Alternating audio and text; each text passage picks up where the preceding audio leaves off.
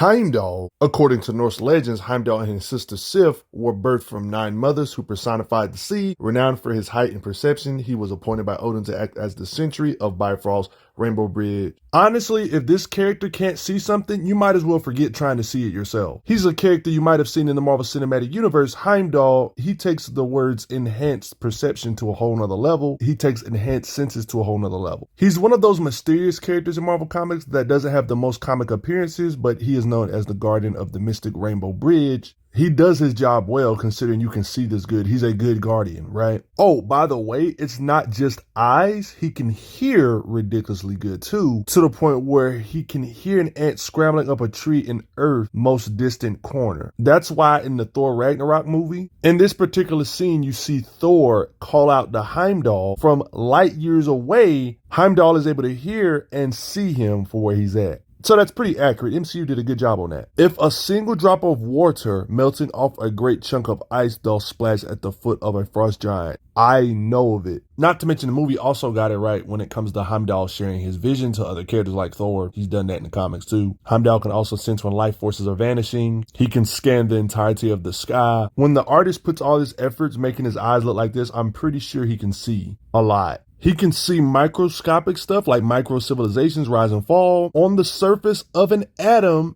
at the heart of a star, 1,000 light years. So if you shrink down trying to get the upper hand on him, he can still see you. It's narrated that Heimdall can hear the flutter of a butterfly's wings 1,000 worlds away, stated his senses are enhanced beyond any known form of measurement. From the edge of the terrifying distortion zone to the deadly exploding atmosphere of the antimatter area, he searches the remote frontier bordering the negative zone of limitless subspace, gazing, listening, probing through all of this. It's stated Heimdall has limitless senses. Heimdall is stated to be able to see it all. He can see things that are dimensions away. He can see when people have left the realm and see what they're doing in other realms. He can see what's going on in different solar systems like Earth. He can see what's going on in Vanaheim, Odinheim, Hell, different universes, yada, yada, yada, even Muspelheim. You can't really surprise him with anything. Like, our eyes can't fathom to be able to look at multiple different things in different universes at the same time. It's consistent comic scans of him talking about different universes and what's going on in those universes. I find it funny when there's like a montage of cosmic beings sensing something or feeling something. Notice that Heimdall is in the same like panel with these guys, like cosmic beings. His eyes can spot a single maggot in a field of freshly fallen snow from 1,000 worlds away. It's narrated that you're not sneaking up on him. It's narrated on a possible weakness on him. They said though he may have omnipotent eyes, Heimdall must sometimes blink to keep his mind from being overwhelmed by all he sees.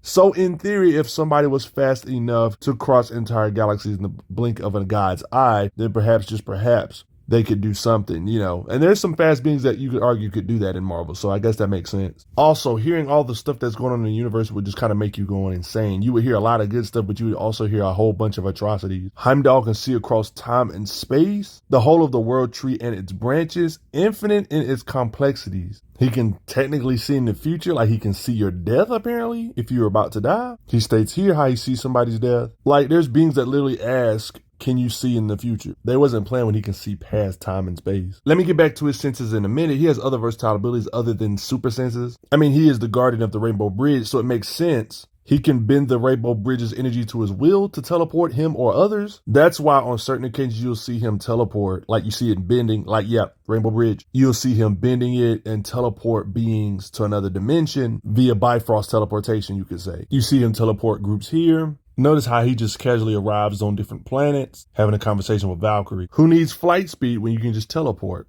He has all these insane senses, but yeah, he's physically insane too, being a class 50. I guess off of bare minimum, we know bare minimally, you know, how classes say they can lift a certain amount, but they can do more. Yeah, bare minimally, he can lift 50 tons. When you look at his power grid, his strength isn't the highest like with the heavy hitters, 5 out of 7. Still pretty good though. I mean, I would think he has to be strong when you're 7'2", 500 pounds. You got to be pretty freaking strong. Like, I wouldn't necessarily say he's completely equal to Thor when it comes to his muscle, but I would say he's stronger than the average Asgardian, I would say, but still not as strong as Thor. But at the same time, he still was able to block a pretty serious strike from Thor, though. Even if you don't want to assume he can do the stuff that Thor can do, like the heavier stuff, he can do some of the lighter end stuff off of default, like how Thor can move mountains with his muscle. We all know Thor can bench press planets and stuff. You could argue that Heimdall could, I don't know, bench press like a small moon or something if we would assume he's lower, but he still can do some of the stuff Thor can do, but maybe not the super high end stuff, if that makes sense. We know Thor can arm wrestle beings like Hercules who can lift the freaking universe or heaven, so him being able to lift up planets seems reasonable and not really overhyping him too hard. Considering how lifting planets in Marvel isn't really that big of a deal, Heimdall being a strong god, it actually makes sense, even if we haven't necessarily seen him do it.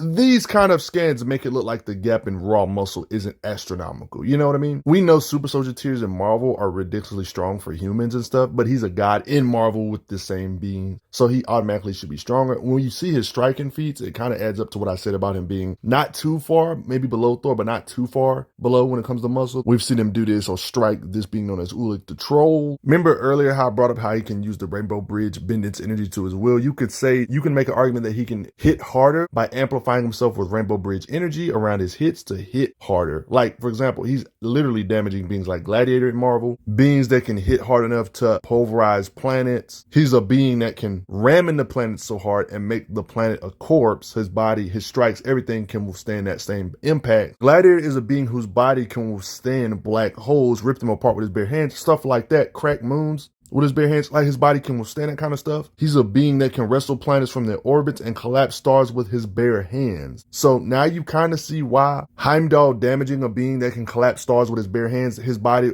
things in general can withstand this kind of pressure, yet he can still damage beings like Gladiator. What does that say about Heimdall? I mean, even saying he can planet destroy, that's nothing in Marvel really, honestly, when it comes to the powerhouses, but that's kind of still an oversimplification. When you realize the size difference between the Earth and the Sun, the fact that he's damaging beings like Gladiator, his body can endure collapsing stars and stuff. This would kind of imply that Heimdall can damage beings that can withstand supernova explosions and stuff, or hit hard enough to damage beings that can withstand black holes, stuff like that. Yeah, imagine being strong enough to block a beam from Gladiator. It seems like Heimdall versus Gladiator happened a little off panel because you see like Heimdall battle damage, but Gladiator also seems battle damage, further concreting that, yeah, he can actually damage Gladiator. So yeah, knowing how durable Gladiator is, I would say Heimdall has easily proven that he can hit scarier than the pressure of black holes based on how durable Gladiator is. You can damage him, make him bleed, blah, blah, blah. Do you guys remember this unstoppable Titan being known as Mangog? He can apparently damage these Titan beings like this. Fun fact, when it comes to Mangog's durability, there was something known as the Sun Shredder.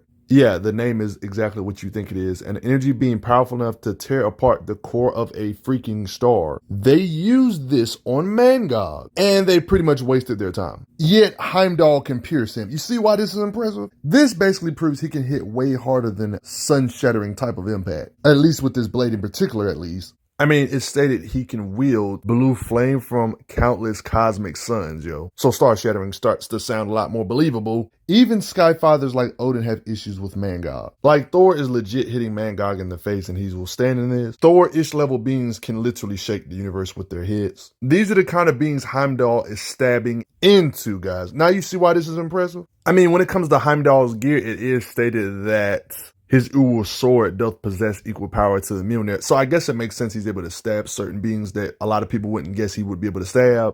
I mean, it's pretty much stated in this particular panel that he can command cosmic forces of the universe in the blade of his sword. That's why he's able to, do this to Thor tier beings and such. So you can say whatever he might lack physically, his sword or gear make up for it, which could explain why he can hurt these higher ends. Beings like Surtur who give Odin issues. We see Heimdall getting a little scuffle with him, but it wasn't too long of a fight or nothing. Oh yeah, by the way, Heimdall can take what he can dish out. With all this strength I've showed you, it's kind of crazy to think about, but yeah, he's actually a skilled fighter. You see him wielding blades, taking on armies, all that good stuff. Even while blinded, it shows that his sword skills isn't just relying on his super senses. He's still skilled enough to train beings like Daredevil, who's an insanely good fighter in Marvel, And you remember how I talked about how he can see real good? Well, you can say he can kind of use these enhanced senses for combat situations. Like, I mean, sure, his Asgardian physiology allows him to exist in planes he shouldn't exist and stuff, but his eyes can see beings moving way faster than the speed of light, like even when they're approaching. So in a weird way, you could say he could use his enhanced senses for combat situations, being able to perceive ridiculously fast beings. We're talking about a guy that can travel 500,000 light years in mere moments. Heimdall can perceive beings like this, like Silver Surfer. He's a being that can travel light years in seconds. This is over 1,000,000 times faster than the speed of light, guys. And Heimdall can perceive these kind of beings. So I'll let you know, yeah, he's way faster than the speed of light. This shouldn't even be up for debate at this point. Yeah, so no speed blitzing him. I mean, think about it. Usually when you cut beings open, you usually see like blood and guts. But when you cut him open, you see like cosmic looking energy. It kind of implies why he's so powered up. Do you respect him? He's pretty mighty. Not too many appearances though.